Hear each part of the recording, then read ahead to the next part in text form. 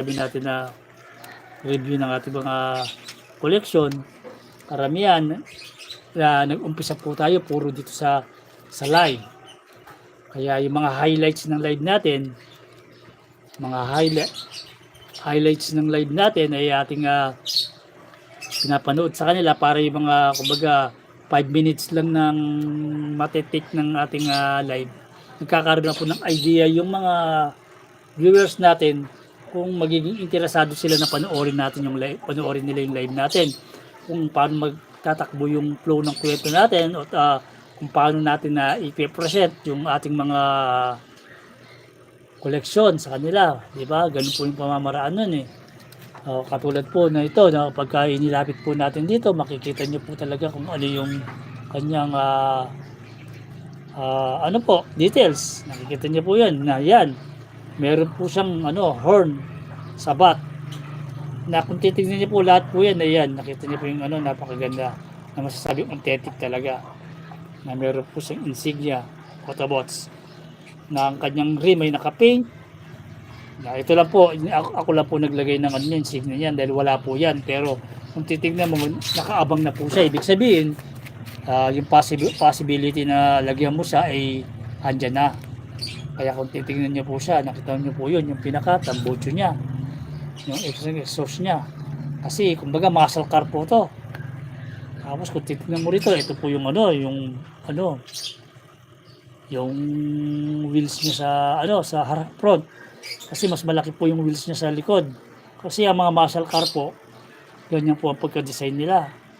Kaya kung makikita niyo po talaga siya, plus yung kanyang mukha po, napakaganda po ng pagkagawa ng kanyang mukha. Tapos ayan, makikita niyo, ayan po yung pinaka back ng kanyang car. Na halos kung makikita niyo po lahat yan ng lahat yan yung mga parts ng car. At the same time, kung talagang imagine niyo kung ano yung mga magiging looks talaga ng car niya, ito na po. Ayan yan. Kaya lang, ito rin po, clip jumper, kaya lang Terracon ang tinawag. Kaya tinawag na Terracon to kasi nung sa kwento sa Transformer, siya po ay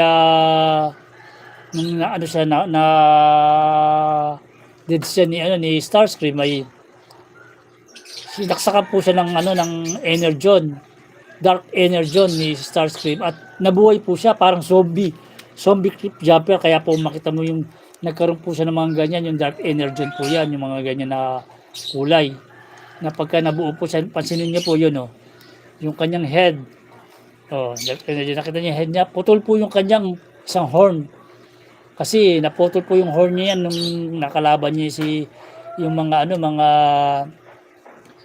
bihikon sa dami po ng kanyang nakalaban. At gumawa rin po sila na separado na toys na ganito para kung gusto mong reenactment po yung nakita mo sa Transformer Prime ay magagawa mo po na ito po yung car.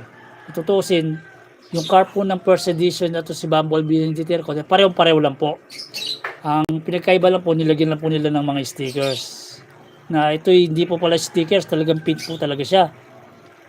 Paint po siya, pinaint po nila na parang dark energon na kumalat po sa kanyang katawan.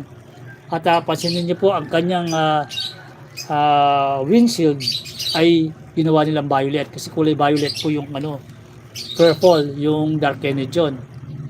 Kung baka makikita niyo pati yung insignia niya, pareho. Yan po talaga ang talagang physical looks talaga ng car niya na pareho. Kaya kung itatabi po natin ng ganyan, so yan.